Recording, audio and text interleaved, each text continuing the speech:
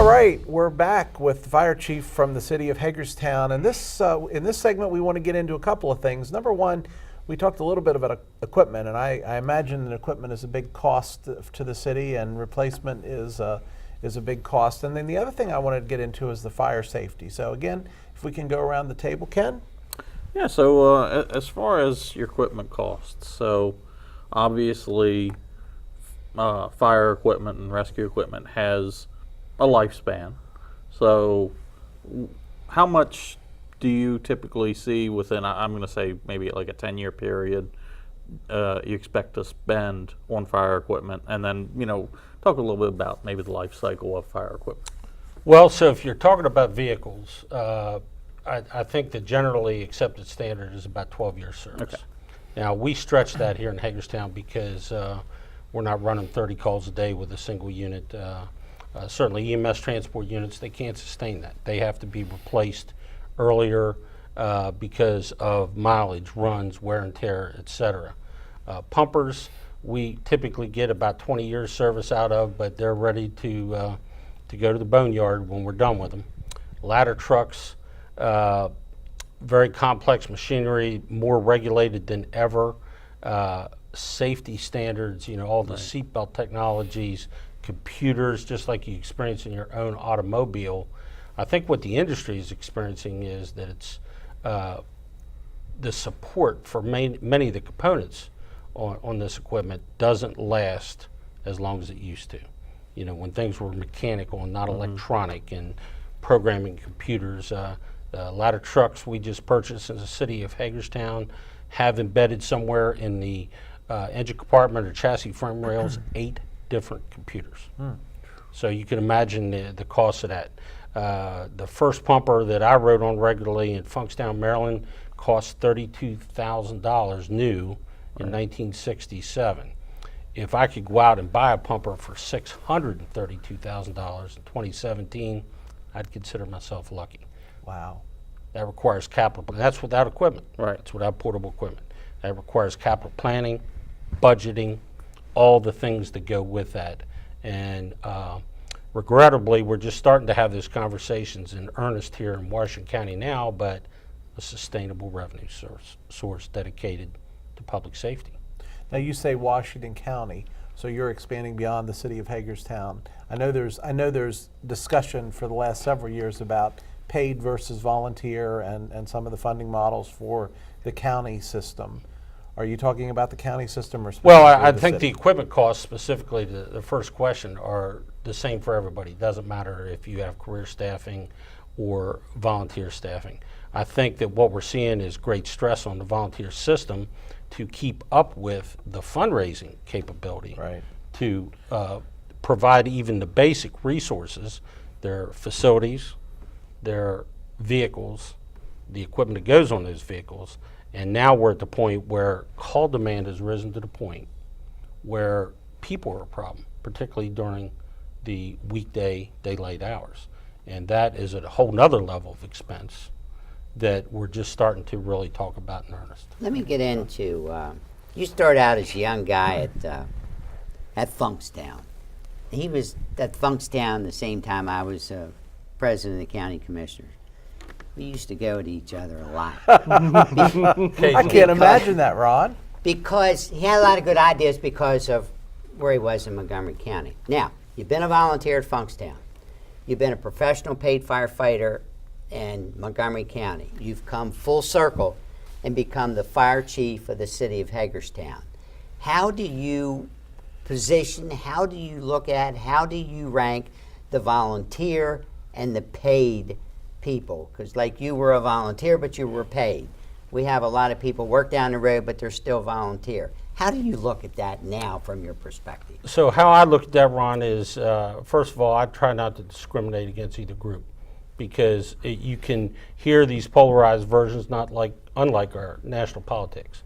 What I want in any firefighter, fire officer, EMT, paramedic is to be trained, certified, and practiced. And if you're all three of those things, I don't care if you call yourself a volunteer, you call yourself a professional career firefighter, it doesn't matter to me. And it certainly doesn't matter to our citizens, the people we're sworn to protect.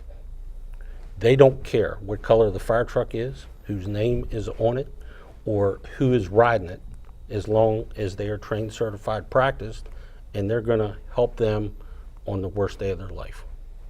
It's not about the process, it's about the result. That's exactly right. Well, What are the deliverables? And you mentioned Well said, by the way. Yeah, absolutely. You mentioned they don't care what name is on the fire truck, and that actually brings up a good point too. Is your City of Hagerstown Fire Department, but you respond to more than just City of Hagerstown fires. Absolutely. As do the volunteers coming into the city, because we are under-resourced with staffing and some other things. So when I look at the city municipal boundary, I don't see a boundary. Right. I see what assets are closest to any given emergency. And of all the issues that we had in my career in Montgomery County, that was not one of them.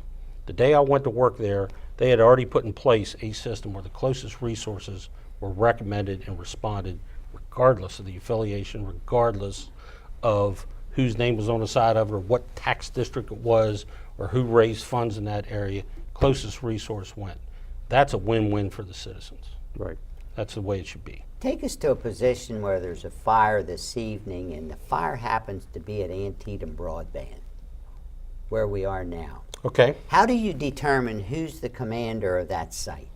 Well, this is in the corporate boundary of the city of Hagerstown, so my on-duty shift commander would have command of that if they were committed to another call. And the Funkstown Fire Chief arrived here first. They would be in command until they either relinquish that command. So we have evolved in that way that we don't scrap over things like that. Generally it's the order of arrival. So the first arriving command officer, if I'm pretty confident that if I was driving from here to Sharpsburg and was closest to a house fire anywhere between here and Sharpsburg, and I marked on the scene and took action, that I would glean the respect of everybody else. I would not keep that command. I would offer it to the Sharpsburg Fire Chief or the Fairplay Fire Chief or whatever when they got there. But back to my model of trained, certified, practiced, let's just provide a service to the citizens. Wow. Absolutely. So, as far as fire prevention in the home, the City of Hagerstown has some programs for that, like the smoke detector program, correct? Yes. Can you speak about that just a little bit? I'm happy to. And in fact, I'm just fiercely proud of decades of work that they've done in the city. Many of you remember Mike Weller, who's now retired, was instrumental in getting Children's Village spun up, but he also filled a position in the city fire department that is currently budget lapsed, is really a community risk reduction coordinator. So whether it was working to prevent kitchen fires, whether it was checking the city on a 3-year cycle, home by home, address by address, voluntarily, of course, man's home is his castle. Mm-hmm. We ring the doorbell. If you let us in, we'll check your smoke detector. We'll provide you one thanks to the generosity of folks like Home Depot, Lowe's, and other Red Cross that provide those resources. We'll install them. We'll make sure they work. And I say to this day, having done this more than a minute in one place or another, that's the only reason I don't look at a plume of smoke out my window every day in the city of Hagerstown. It's portions of it replicate West Baltimore, which has a far greater fire load than in the city of Hagerstown. So we're proud of our community risk reduction efforts, and we throw on-duty resources at it some portion of every day. And if someone does not have a smoke detector and can't afford one, who would they contact? They would, if they live in the corporate boundary of the city of Hagerstown, they contact our office at 301-791-2544. We will do that on a non-emergent basis. We'll, generally same-day service, unless something tragic's going on elsewhere. We'll be out there, check your smoke detector, and provide you with one, at least one, to protect your family. Okay. So, you talked about some of the challenges with staffing, with volunteers, with funding for equipment, with funding for staff. What other challenges do you face, or what other challenges do you see coming down the road for fire protection and the fire system in Hagerstown, and Washington County for that matter? Well, I think if we start global and kind of drill down, I'll say up front, I don't know that all my colleagues would agree with me here, but you know, the fire service, if you look back at its history, is part of the original tribal culture. You know, they're very fiercely proud of their individual companies, their individual accomplishments.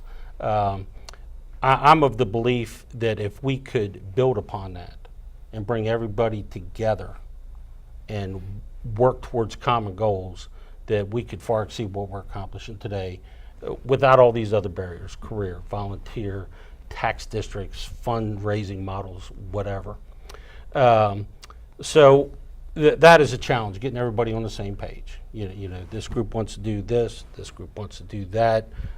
So common strategies, tactics, deployment models are really, really difficult in the fire and EMS service. To the point that if you look at what's evolved over here, I'm a life member of the organization, CRS, they provide phenomenal work, far and away the busiest public safety agency in Washington County and Hagerstown. But they made a decision back in the 50s to not be inclusive in the fire department. And then if you look, there's Boonesboro Fire, Boonesboro EMS, Smithsburg Fire, Smithsburg EMS, Hagerstown Fire, Community Rescue EMS. And that's true all over the county. I'm not so sure we haven't evolved to the point where we ought to rethink that model. Could we share resources across those boundaries? I think we can. Well, Morgansville uses CRS. They do. Yes. Yes. Interesting. Okay. Well, Chief, thank you so much. We certainly appreciate your visit, and we hope you'll come back and see us again. Absolutely. Up next, on the flip side, the fight for DACA and what you should know. Stay tuned. We're back with that report in just 3 minutes from now.